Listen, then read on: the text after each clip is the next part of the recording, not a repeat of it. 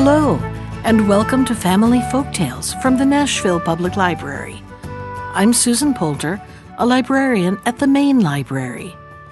Today's story is The Fairy of the Dawn, a Romanian story found in Andrew Lang's Violet Fairy book. Once upon a time, what should happen did happen, and if it had not happened, this tale would never have been told.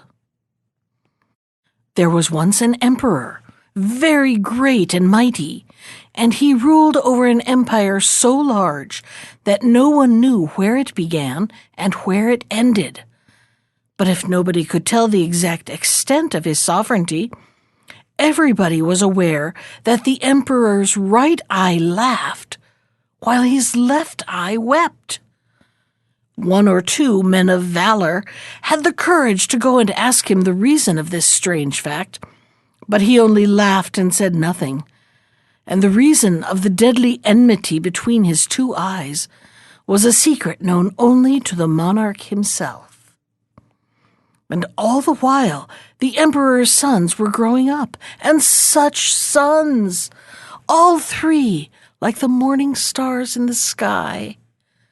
Floria, the eldest, was so tall and broad-shouldered that no man in the kingdom could approach him. Costan the second was quite different, small of stature and slightly built, but he had a strong arm and stronger wrist. Petru, the third and youngest, was tall and thin, more like a girl than a boy. He spoke very little, but laughed and sang and laughed from morning till night. He was very seldom serious, but then he had a way, when he was thinking, of stroking his hair over his forehead, which made him look old enough to sit in his father's council. "You are grown up, Floria," said Petru one day to his eldest brother. "Do go and ask father why one eye laughs and the other weeps." But Floria would not go. He had learned by experience that this question always put the emperor in a rage. Petru next went to Costan, but he did not succeed any better with him. Well, as everyone is afraid, I suppose I must do it myself," observed Petru at length. No sooner said than done. The boy went straight to his father and put his question. "May you go blind!" exclaimed the emperor in wrath. "What business is it of yours?" and boxed Petru's ears soundly. Petru returned to his brothers and told them what had befallen him. But not long after it struck him, his father's left eye seemed to weep less, and the right to laugh more. "I wonder if it has anything to do with my question," thought he. "I'll try again. After all, what do 2 boxes on the ear matter?" So he put his question for the second time, and had the same answer. But the left eye only wept now and then, while the right eye looked 10 years younger. "It really must be true," thought Petru. "Now I know what I have to do. I shall have to go on putting that question and getting boxes on the ear till both eyes laugh together." No sooner said than done. Petru never forswore himself. "Petru, my dear boy," cried the emperor, both his eyes laughing together, "I see you have got this on the brain. Well, I will let you into the secret. My right eye laughs when I look at my 3 sons, and how strong and handsome you all are. And the other eye weeps, because I fear that after I die, you will not be able to keep the empire together and to protect it from its enemies. But if you can bring me water from the spring of the Fairy of the Dawn to bathe my eyes, then they will laugh forevermore, for I shall know that my sons are brave enough to overcome any foe." Thus spoke the emperor, and Petru picked up his hat and went to find his brothers. The 3 young men took counsel together and talked the subject well over, as brothers should do. And the end of it was that Florea, as the eldest, went to the stables, chose the best and handsomest horse they contained, saddled him, and took leave of the court. "I am starting at once," he said to his brothers, "and if, after a year, a month, a week, and a day, I have not returned with the water from the spring of the Fairy of the Dawn, you, Costan, had better come after me." So saying, he disappeared round a corner of the palace. For 3 days and 3 nights he never drew rein. Like a spirit, the horse flew over the mountains and valleys till he came to the borders of the empire. Here was a deep, deep trench that girdled it the whole way round, and there was only a single bridge by which the trench could be crossed. Florea made instantly for the bridge, and there pulled up to look round him once more, to take leave of his native land. Then he turned, but before him was standing a dragon. Oh, such a dragon! A dragon with 3 heads and 3 horrible faces, all with their mouths wide open, one jaw reaching to heaven and the other to earth. At this awful sight, Florea did not wait to give battle. He put spurs to his horse and dashed off, where he neither knew nor cared. The dragon heaved a sigh and vanished without leaving a trace behind him. A week went by. Florea did not return home. 2 passed, and nothing was heard of him. After a month, Costan began to haunt the stables and to look out for a horse for himself. And the moment the year, the month, the week, and the day were over, Costan mounted his horse and took leave of his youngest brother. "If I fail, then you come," said he, and followed the path that Florea had taken. The dragon on the bridge was more fearful, and his 3 heads more terrible than before, and the young hero rode away still faster than his brother had done. Nothing more was heard either of him or Florea, and Petru remained alone. "I must go after my brothers," said Petru one day to his father. "Go then," said his father, "and may you have better luck than they." And he bade farewell to Petru, who rode straight to the borders of the kingdom. The dragon on the bridge was yet more dreadful than the one Florea and Costan had seen, for this one had 7 heads instead of only 3. Petru stopped for a moment when he caught sight of this terrible creature. Then he found his voice.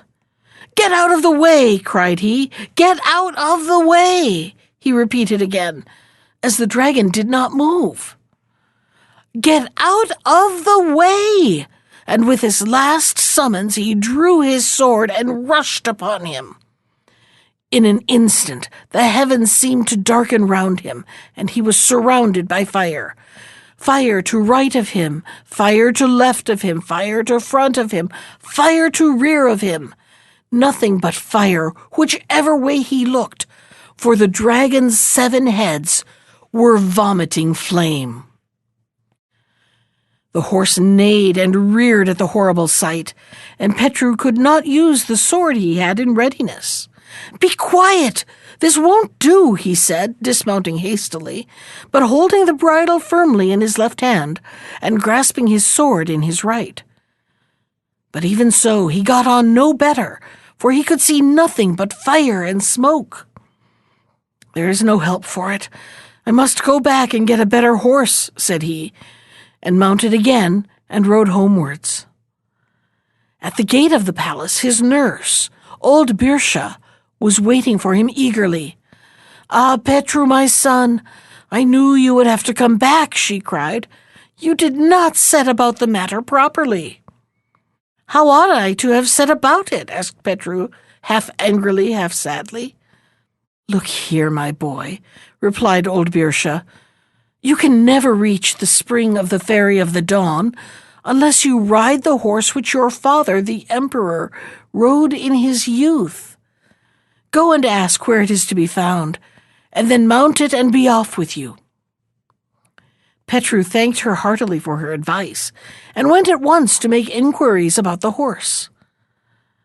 "By the light of my eyes!" exclaimed the emperor when Petru had put his question. Who has told you anything about that? It must have been that old witch of a Birsha. Have you lost your wits?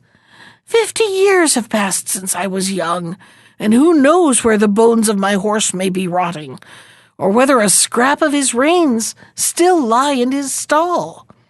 I have forgotten all about him long ago." Petru turned away in anger and went back to his old nurse. "Do not be cast down," she said with a smile. "If that is how the affair stands, all will go well. Go and fetch the scrap of the reins. I shall soon know what it must be done." The place was full of saddles, bridles, and bits of leather.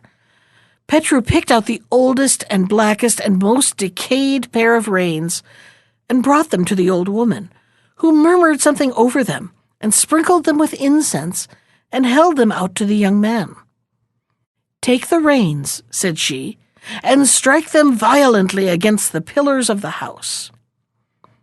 Petru did what he was told, and scarcely had the reins touched the pillars when something happened. How, I have no idea. That made Petru stare with surprise. A horse stood before him, a horse whose equal in beauty the world had never seen, with a saddle on him of gold and precious stones, and with such a dazzling bridle you hardly dared to look at it, lest you should lose your sight.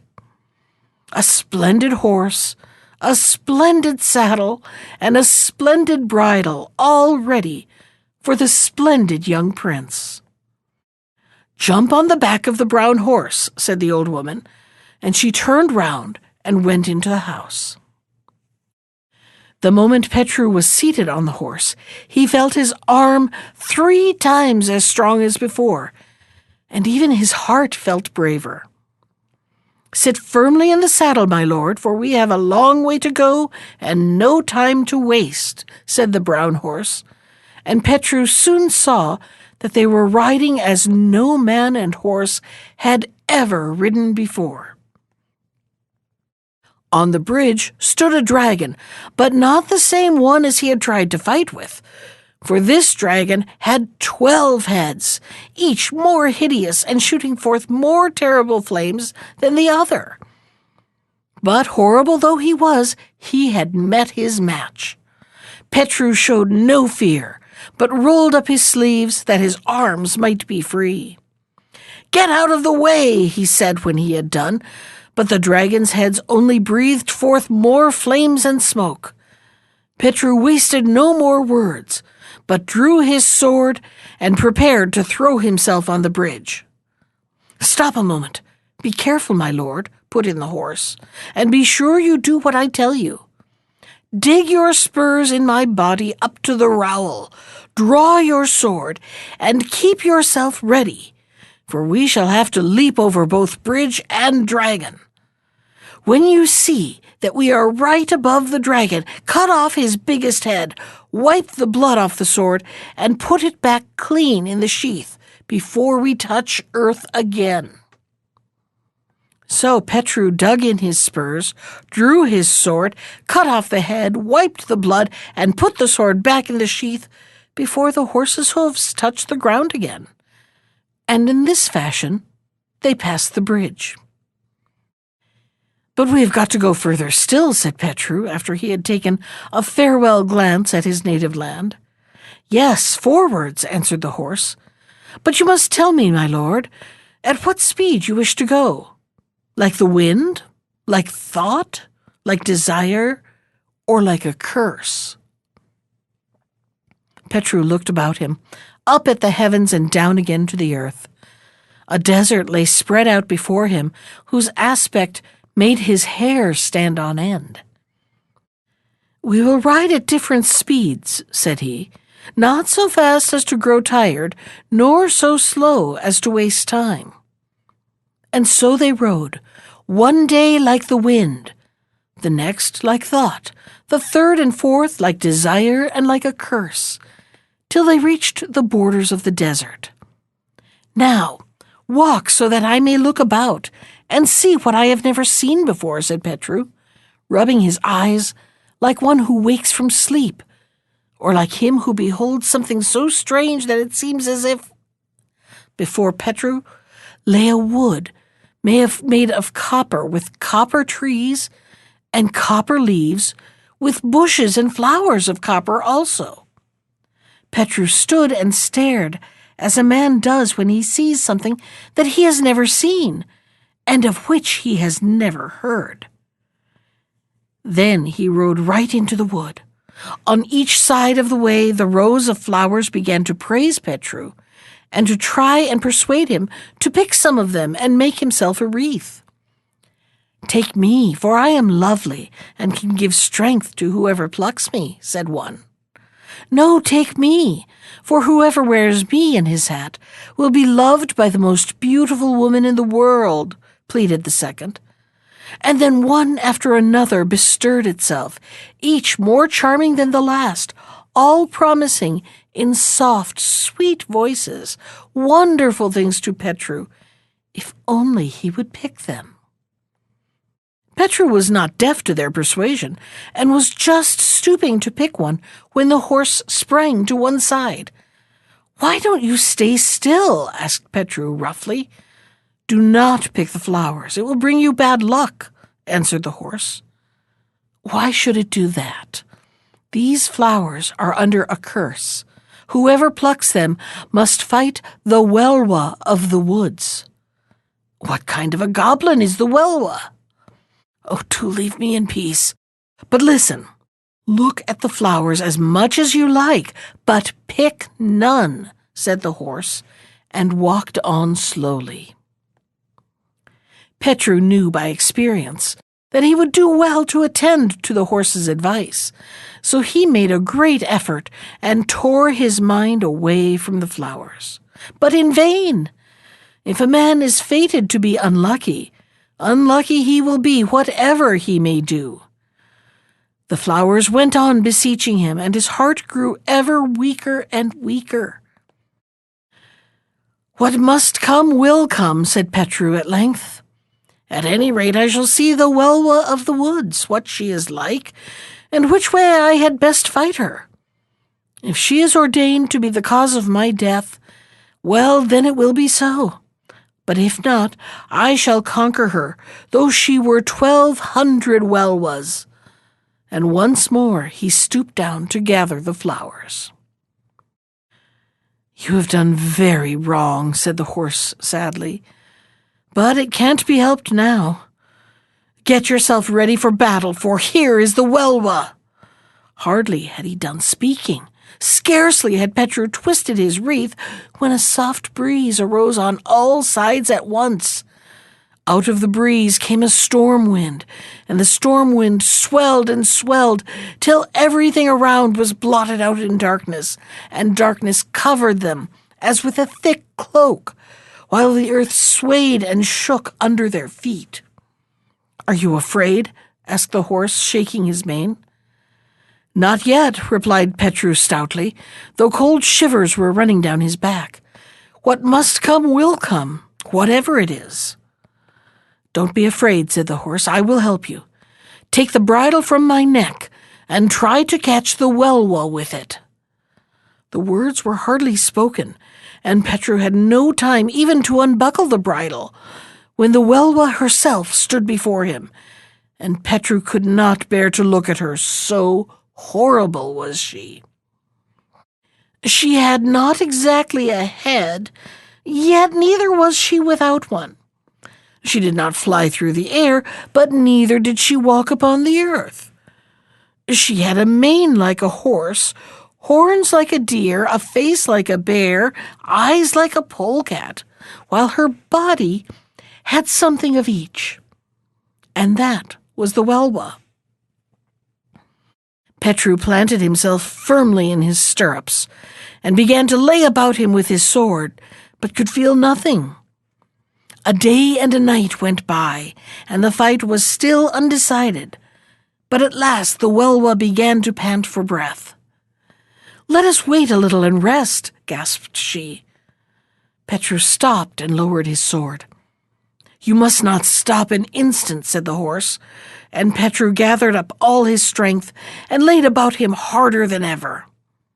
The Welwa gave a neigh like a horse and a howl like a wolf, and threw herself afresh on Petru. For another day and night the battle raged more furiously than before, and Petru grew so exhausted he could scarcely move his arm. "Let us wait a little and rest," cried the Welwa for the second time, "for I see you are as weary as I am." "You must not stop an instant," said the horse, and Petru went on fighting, though he barely had strength to move his arm. But the Welwa had ceased to throw herself upon him, and began to deliver her blows cautiously, as if she no longer had power to strike. And on the third day they were still fighting, but as the morning sky began to redden, Petru somehow managed, how I cannot tell, to throw the bridle over the head of the tired Welwa. In a moment, from the Welwa sprang a horse, the most beautiful horse in the world. "Sweet be your life, for you have delivered me from my enchantment," said he, and he began to rub his nose against his brothers, and he told Petru all his story, and how he had been bewitched for many years. So Petru tied the Welwa to his own horse and rode on. Where did he ride?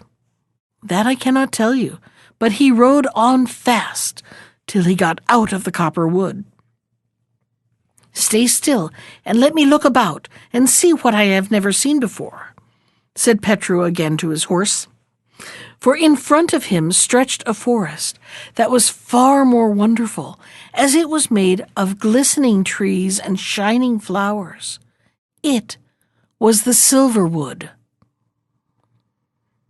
As before, the flowers began to beg the young man to gather them. "Do not pluck them," warned the Welwa, trotting beside him, "for my brother is 7 times stronger than I." But though Petru knew by experience what this meant, it was no use, and after a moment's hesitation, he began to gather the flowers and to twist himself a wreath. Then the storm wind howled louder. The earth trembled more violently, and the night grew darker than the first time. And the Welwa of the silver wood came rushing on with 7 times the speed of the other. For 3 days and 3 nights they fought, but at last Petru cast the bridle over the head of the second Welwa. "Sweet be your life, for you have delivered me from enchantment," said the second Welwa, and they all journeyed on as before. But soon they came to a gold wood, more lovely far than the other 2, and again Petru's companions pleaded with him to ride through it quickly and to leave the flowers alone. But Petru turned a deaf ear to all they said, and before he had woven his golden crown, he felt that something terrible that he could not see was coming near him right out of the earth. He drew his sword and made himself ready for the fight. "I will die," cried he, "or he shall have my bridle over his head." He had scarcely said the words when a thick fog wrapped itself around him, and so thick was it that he could not see his own hand or hear the sound of his voice. For a day and a night he fought with his sword, without ever once seeing his enemy. Then suddenly the fog began to lighten. By dawn of the second day it had vanished altogether, and the sun shone brightly in the heavens. It seemed to Petru that he had been born again. And the Welwa? She had vanished.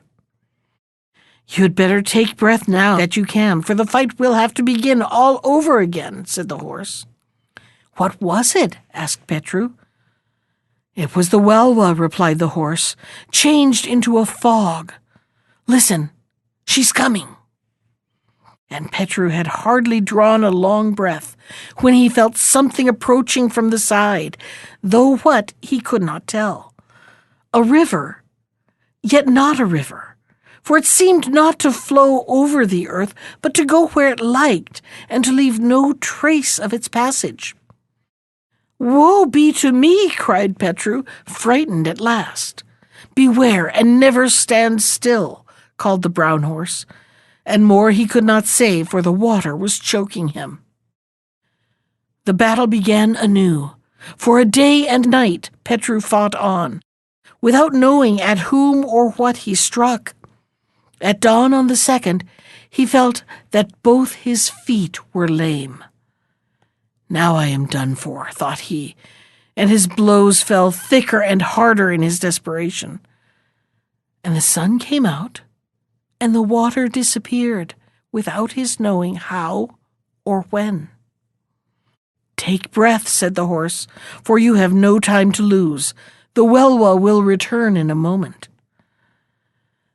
Petru made no reply, only wondered how, exhausted as he was, he should ever be able to carry on the fight.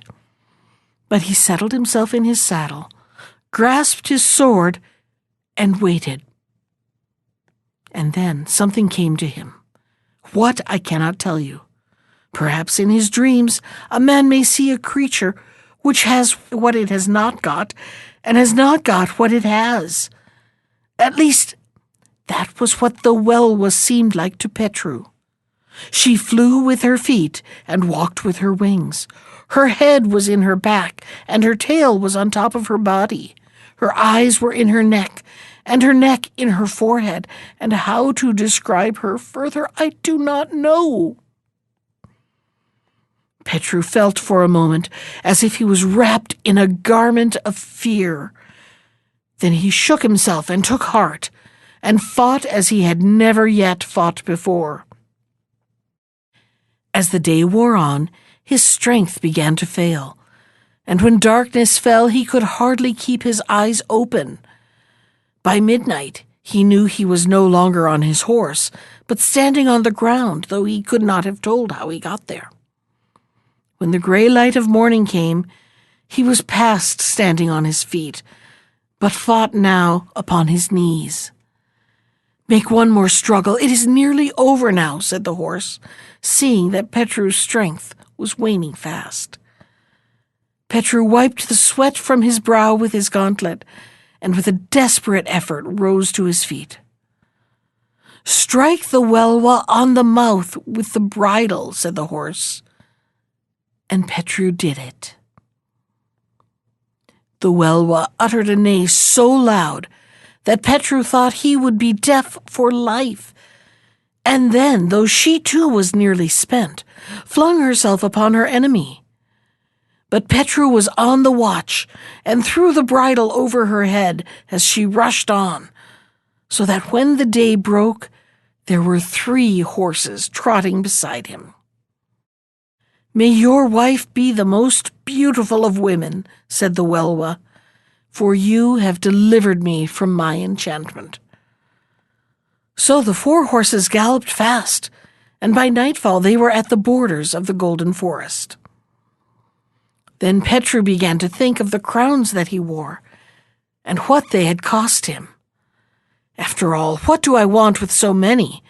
I will keep the best," he said to himself. And taking off first the copper crown and then the silver, he threw them away.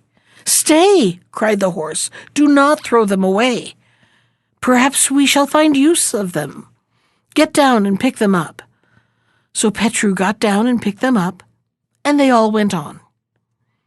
In the evening, when the sun is getting low and all the midges are beginning to bite, Petru saw a wide heath stretch before him. At the same instant, the horse stood still of itself. "What is the matter?" asked Petru.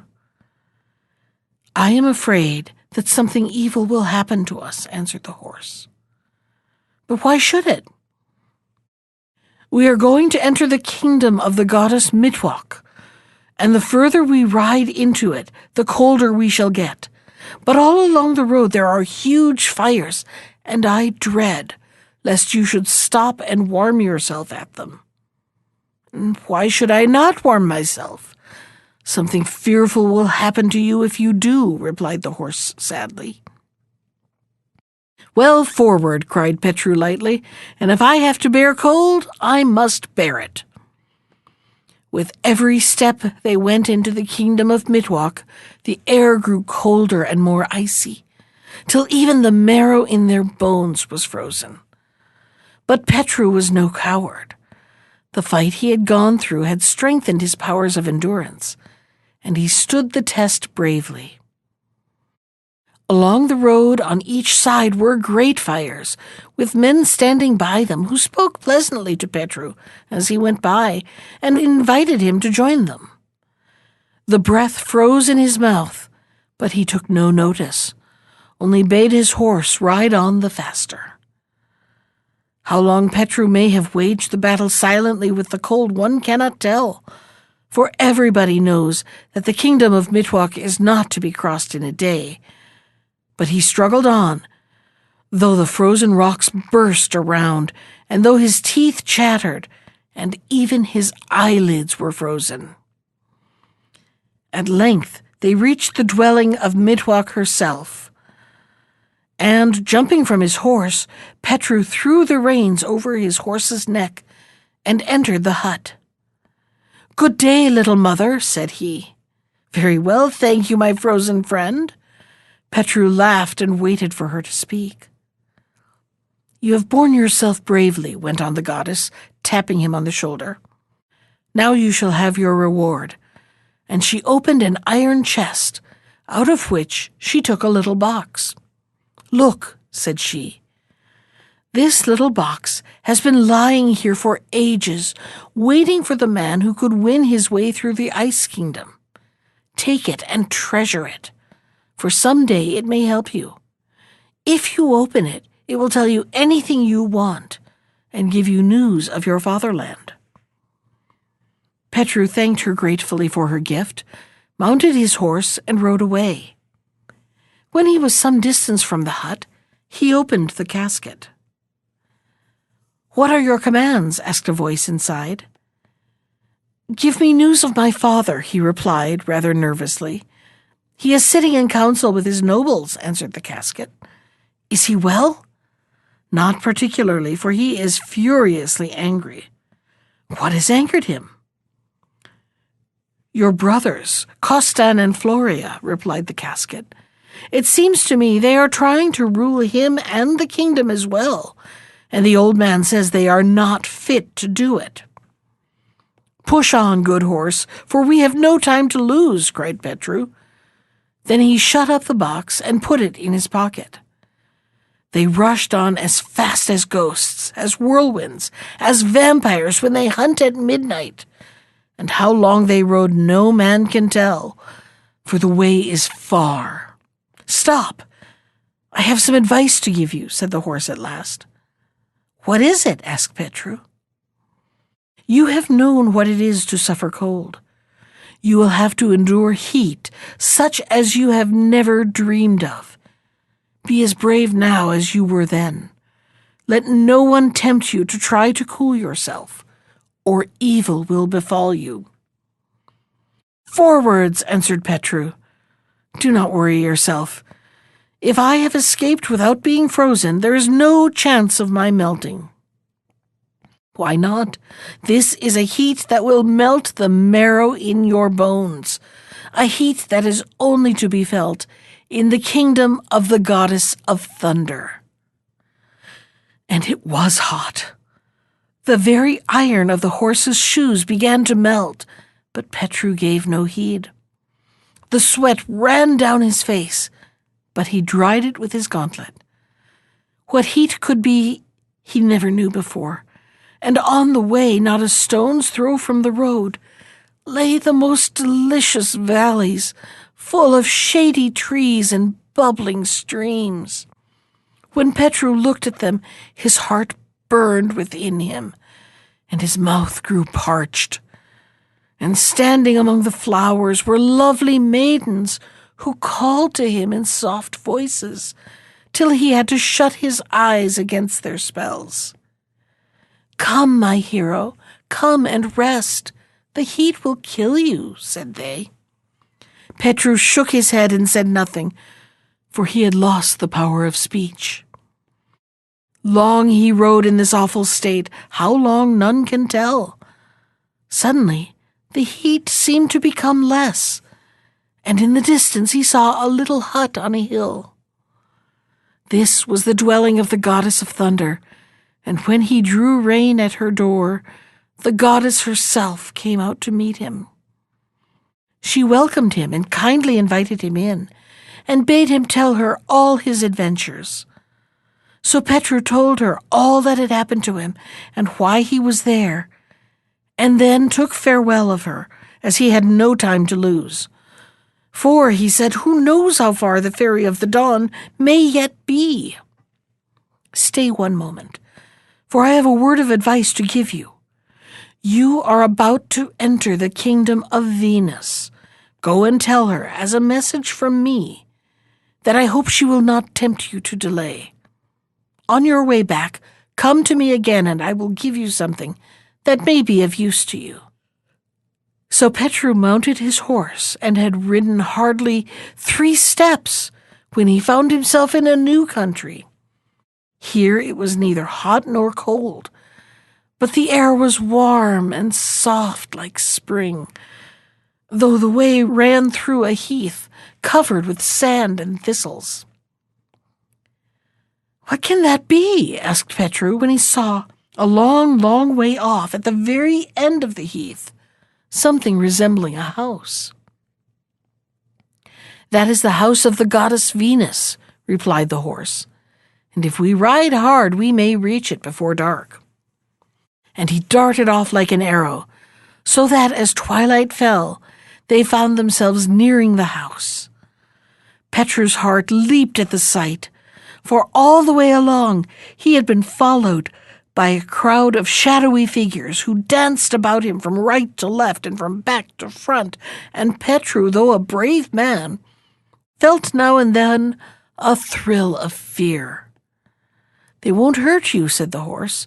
"They are just the daughters of the whirlwind amusing themselves while they're waiting for the ogre of the moon." Then he stopped in front of the house, and Petru jumped off and went to the door. "Do not be in such a hurry," cried the horse. "There are several things I must tell you first. You cannot enter the house of the goddess Venus like that. She is always watched and guarded by the whirlwind." "What am I to do then?" "Take the copper wreath and go with it to that little hill over there. When you reach it, say to yourself, 'Were there ever such lovely maidens, such angels, such fairy souls?' Then hold the wreath high in the air and cry, 'Oh, if I knew whether anyone would accept this wreath from me! If I knew, and throw the wreath from you." "Why should I do all this?" said Petru. "Ask no questions, but go and do it," replied the horse. And Petru did. Scarcely had he flung away the copper wreath than the whirlwind flung himself upon it and tore it to pieces. Then Petru turned once more to the horse. "Stop!" cried the horse again. "I have other things to tell you. Take the silver wreath and knock at the windows of the goddess Venus. When she says, 'Who is there?' answer that you have come on foot and lost your way on the heath. She will then tell you to go your way back again, but take care not to stir from the spot. Instead, be sure you say to her, 'No, indeed, I shall do nothing of the sort. As from my childhood I have heard stories of the beauty of the goddess Venus, and it was not for nothing that I had shoes made of leather with soles of steel, and have traveled for 9 years and 9 months, and have won in battle the silver wreath, which I hope you may allow me to give you, and have done and suffered everything to be where I am now.'" This is what you must say. What happens after is your affair." Petru asked no more, but went towards the house. By this time it was pitch dark, and there was only the ray of light that streamed through the windows to guide him, and at the sound of his footsteps, 2 dogs began to bark loudly.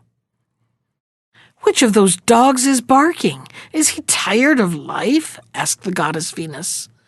"It is I, O goddess," replied Petru rather timidly. "I have lost my way on the heath, and do not know where I am to sleep this night." "Where did you leave your horse?" asked the goddess sharply. Petru did not answer. He was not sure if he was to lie, or whether he would be better telling the truth. "Go away, my son. There's no place for you here," replied she, drawing back from the window.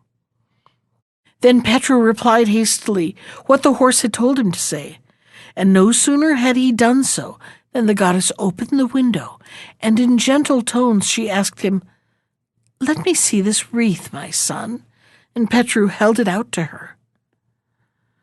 "Come into the house," went on the goddess. "Do not fear the dogs, they always know my will."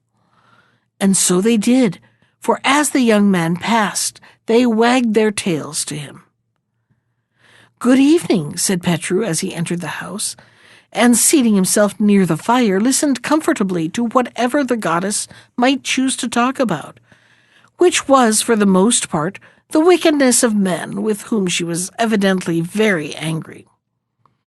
But Petru agreed with her in everything, as he had been taught was only polite. But was anybody ever so old as she? I do not know why Petru devoured her so with his eyes, unless it was to count the wrinkles on her face. But if so, he would have had to live 7 lives, and each life 7 times the length of an ordinary one, before he could have reckoned them up. But Venus was joyful in her heart when she saw Petru's eyes fixed upon her. "Nothing was that is, and the world was not a world when I was born," said she. "When I grew up and the world came into being, everyone thought I was the most beautiful girl that ever was seen, though many hated me for it. But every 100 years there comes a wrinkle on my face, and now I am old." Then she went on to tell Petru that she was the daughter of an emperor, and that their nearest neighbor was the Fairy of the Dawn, with whom she had a violent quarrel, and with that she broke out into loud abuse of her. Petru did not know what to do. He listened in silence for the most part, but now and then he would say, yes, you must have been badly treated, just for politeness' sake. What more could he do? "I will give you a task to perform, for you are brave, and will carry it through," continued Venus, when she had talked a long time, and both of them were getting sleepy. "Close to the fairy's house is a well, and whoever drinks from it will blossom again like a rose. Bring me a flagon of it, and I will do anything to prove my gratitude. It is not easy. No one knows better than I do. The kingdom is guarded on every side by wild beasts and horrible dragons, but I will tell you more about that, and I also have something to give you." Then she rose and lifted the lid of an iron-bound chest, and took out of it a very tiny flute. "Do you see this?" she asked. "An old man gave it to me when I was young. Whoever listens to this flute goes to sleep, and nothing can wake them. Take it and play on it as long as you remain in the kingdom of the Fairy of the Dawn, and you will be safe." At this, Petru told her that he had another task to fulfill at the well of the Fairy of the Dawn, and Venus was still better pleased when she heard his tale. So Petru bade her good night, and put the flute in its case, and laid himself down in the lowest chamber to sleep. Before the dawn he was awake again, and his first care was to give each of his horses as much corn as he could eat, and then to lead him to the well to water. Then he dressed himself and made ready to start. "Stop!" cried Venus from her window. "I still have a piece of advice to give you. Leave one of your horses here, and only take 3. Ride slowly till you get to the fairy's kingdom. Then dismount and go on foot. When you return, see that all your 3 horses remain on the road while you walk. But above all, beware never to look the Fairy of the Dawn in the face, for she has eyes that will bewitch you, and glances that will befool you. She is hideous, more hideous than anything you can imagine, with owl's eyes, a foxy face, and cat's claws. Do you hear? Do you hear? Be sure you never look at her." Petru thanked her and managed to get off at last. Far, far away, where the heavens touch the earth, where the stars kiss the flowers, a soft red light was seen, such as the sky sometimes has in spring, only lovelier, more wonderful. That light was behind the palace of the Fairy of the Dawn, and it took Petru 2 days and nights through flowery meadows to reach it. And besides, it was neither hot nor cold, bright nor dark, but something of all of them, and Petru did not find the way a step too long. After some time, Petru saw something white rise up out of the red of the sky, and when he drew nearer, he saw it was a castle, and so splendid that his eyes were dazzled when they looked at it. He did not know there was such a beautiful castle in the world. But no time was to be lost, so he shook himself, jumped down from his horse, and, leaving him on the dewy grass, began to play on his flute as he walked along. He had hardly gone many steps when he stumbled over a huge giant who had been lulled to sleep by the music. This was one of the guards of the castle. As he lay there on his back, he seemed so big that in spite of Petru's haste, he stopped to measure him. The further went Petru, the more strange and terrible were the sights he saw. Lions, tigers, dragons with 7 heads, all stretched out in the sun, fast asleep. It is needless to say what the dragons were like, for nowadays everyone knows, and dragons are not things to joke about. Petru ran through them like the wind. Was it haste or fear that spurred him on? At last he came to a river, but let nobody think for a moment that this river was like other rivers. Instead of water, there flowed milk, and the bottom was of precious stones and pearls instead of sand and pebbles. And it ran neither fast nor slow, but both fast and slow together. And the river flowed round the castle, and on its banks slept lions with iron teeth and claws, and beyond were gardens such as only the Fairy of the Dawn can have, and on the flowers slept a fairy. All this saw Petru from the other side. But how was he to get over? To be sure, there was a bridge, but even if it had not been guarded by sleeping lions, it was plainly not meant for man to walk on. Who could tell what it was made of? It looked like soft little woolly clouds. So he stood thinking what was to be done, for get across he must. After a while he determined to take the risk, and strode back to the sleeping giant. "Wake up, my brave man," he cried, giving him a shake. The giant woke and stretched out his hand to pick up Petru, just as we should catch a fly. But Petru played on his flute, and the giant fell back again. Petru tried this 3 times, and when he was satisfied that the giant was really in his power, he took out a handkerchief, bound the 2 little fingers of the giant together, drew his sword, and cried for the 4th time, "Wake up, my brave man." When the giant saw the trick which had been played on him, he said to Petru, "Do you call this a fair fight? Fight according to rules if you really are a hero.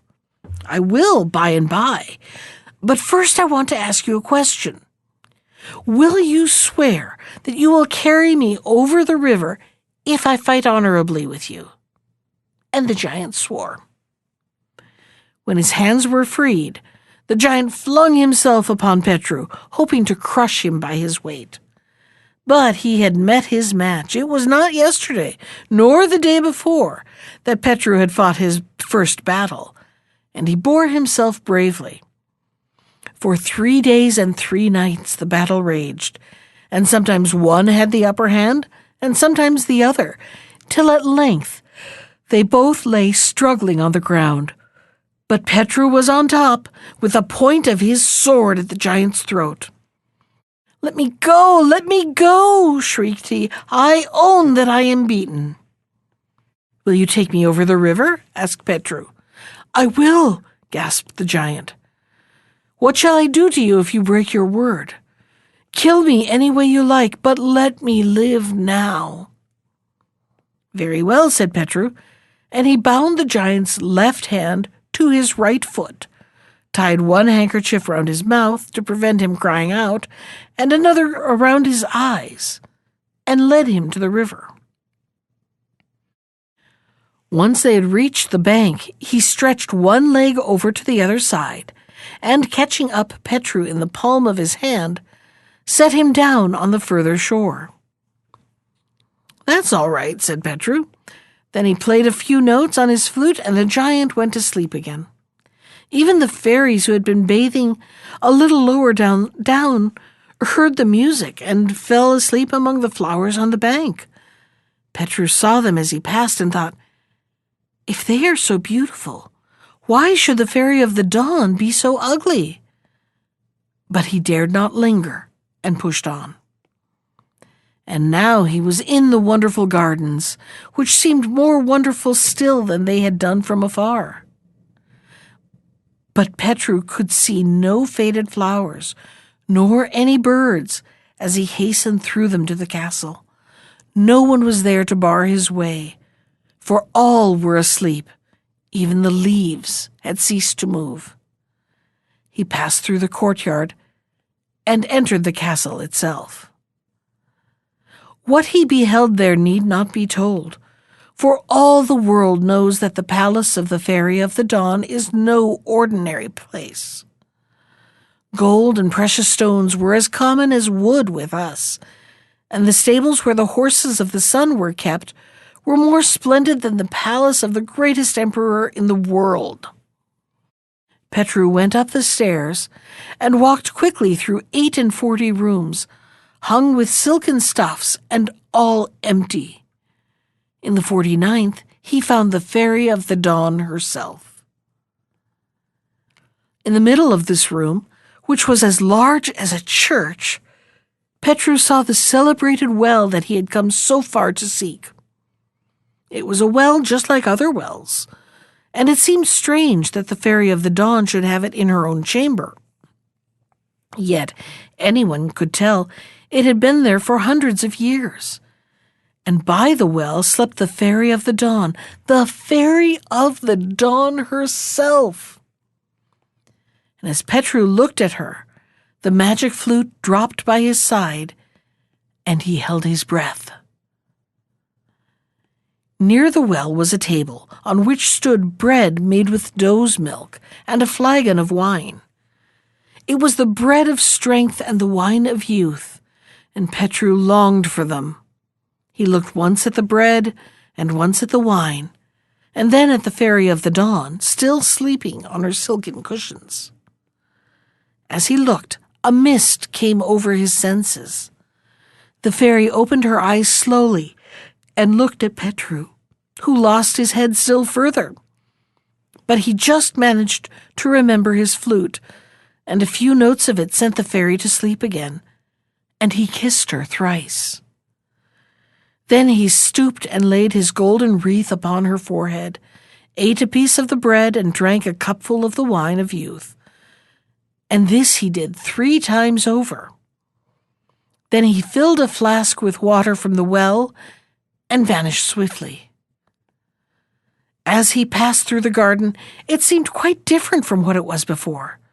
The flowers were lovelier, the streams ran quicker, the sunbeams shone brighter, and the fairies seemed gayer. All this had been caused by the 3 kisses Petru had given the Fairy of the Dawn. He passed everything safely by, and was soon seated in his saddle again. Faster than the wind, faster than thought, faster than longing, faster than hatred, rode Petru. At length he dismounted, and leaving his horses at the roadside, went on foot to the house of Venus. The goddess Venus knew that he was coming, and went to meet him, bearing with her white bread and red wine. "Welcome back, my prince," said she. "Good day, and many thanks," replied the young man, holding out the flask containing the magic water. She received it with joy, and after a short rest, Petru set forth, for he had no time to lose. He stopped a few minutes, as he had promised, with the goddess of thunder, and was taking a hasty farewell of her, when she called him back.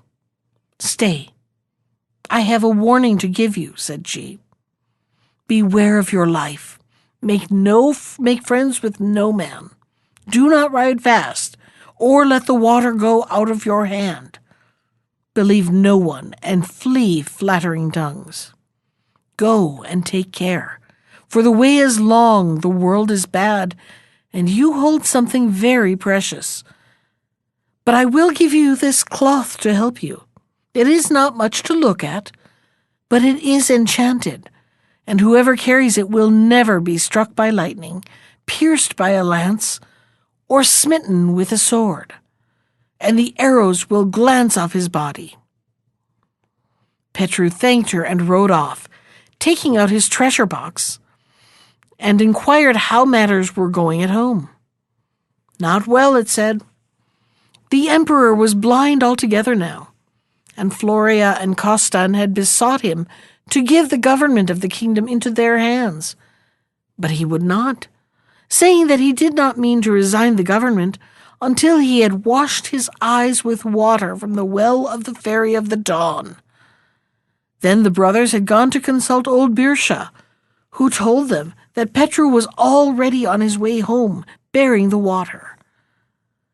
They had set out to meet him, and then claim as their reward the government of the emperor. "You are lying," cried Petru angrily, throwing the box on the ground, where it broke into 1,000 pieces.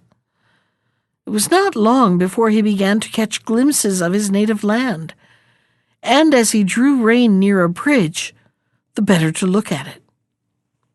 He was still gazing when he heard a sound in the distance, as if someone was calling him by his name. "You, Petru," it said. "On, on," cried the horse. "It will fare ill with you if you stop." "No, let us stop and see who and what it is," answered Petru, turning his horse around and coming face to face with his 2 brothers. He had forgotten the warning given him by the goddess of thunder, and when Costan and Floria drew near with soft and flattering words, he jumped straight off his horse and rushed to embrace them. He had 1,000 questions to ask and 1,000 things to tell, but his brown horse stood sadly, hanging his head. "Petru, my dear brother," at length said Floria, "would it not be better if we carried the water for you? Someone might try to take it from you on the road, while no one would suspect us." "So it would," added Costan. "Floria speaks well." But Petru shook his head and told them what the goddess of thunder had said, and about the cloth she had given him, and both brothers understood there was only one way in which they could kill him. At a stone's throw from where they stood ran a rushing stream with clear, deep pools. "Don't you feel thirsty, Costan?" asked Floria, winking at him. "Yes," replied Costan, understanding directly what was wanted. "Come, Petru, let us drink now we have the chance, and then we will set out on our way home. It is a good thing you have us with you to protect you from harm." The horse neighed, and Petru knew what it meant, and did not go with his brothers. No, he went home to his father and cured his blindness. As for his brothers, they never returned again. That was The Fairy of the Dawn from Andrew Lang's Violet Fairy Book. Special thanks to Ginger Sands for our theme music. You can find more of Ginger's music at iTunes or on her website at www.gingersands.com. And if you'd like to comment on today's story, send me an email. I can be reached at susan.poulter, that's Poulter, at nashville.gov. Thanks for listening.